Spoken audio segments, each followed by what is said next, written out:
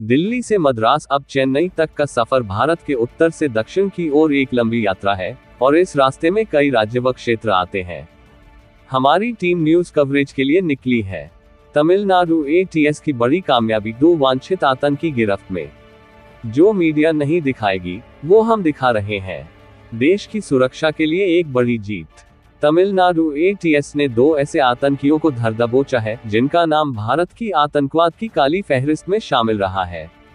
ये वही चेहरे हैं जो लाल कृष्ण आडवाणी की रथ यात्रा को मौत के सफर में बदलने की साजिश में शामिल थे।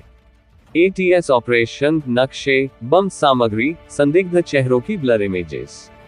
गिरफ्तारी हुई आंध्र प्रदेश के एक सुदूर इलाके से, जहां आतंक ने अपनी छिपने की जगह बना रखी थी।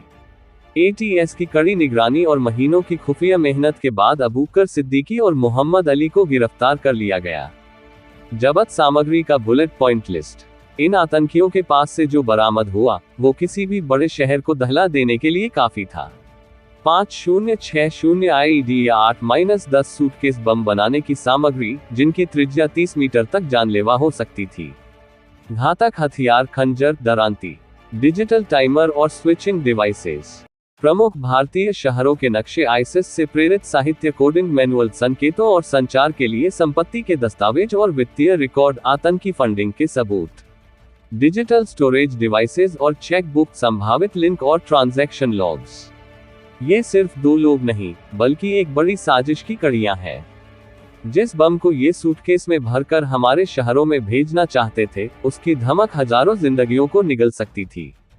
सवाल उठता है, इतने सालों तक ये छिपे कैसे रहे? कौन थे इनके मददगार? इनकी योजना बहुत सुनियोजित थी।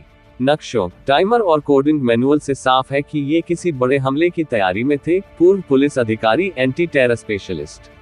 तमिलनाडु एटीएस की सतर्कता ने एक बार फिर साबित किया कि देश की सुरक्षा किसी एक राज्य की नहीं, पूरे देश की जिम्मेदारी है। देश रहे सुरक्षित, हम दिखाएंगे वो जो जरूरी है, भले ही कोई और न दिखाए।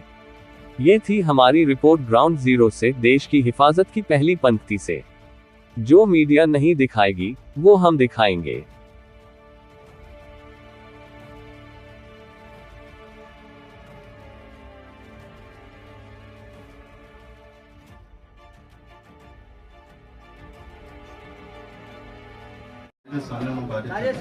ఫొటోస్ తీసుకోవాలంటే మీరు 1 by 1 వచ్చి తీసుకుని వెళ్ళొచ్చు.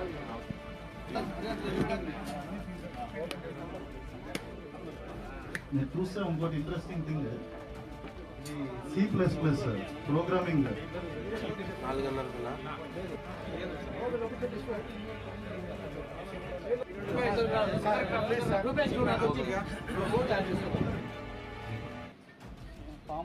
Safety fuse sir. We alerted ourselves and conducted search and seizure in the houses of both the accused, whom we got to know that they are the ones who have been accused in Coimbatore bomb blast cases, Egmore, Chennai, and multiple bomb blast case convicts from Tamil Nadu.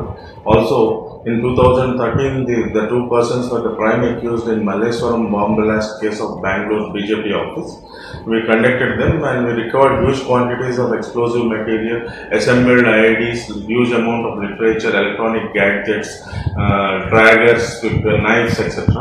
And we detonated the explosive IED devices which we have been recovered from the houses of the accused.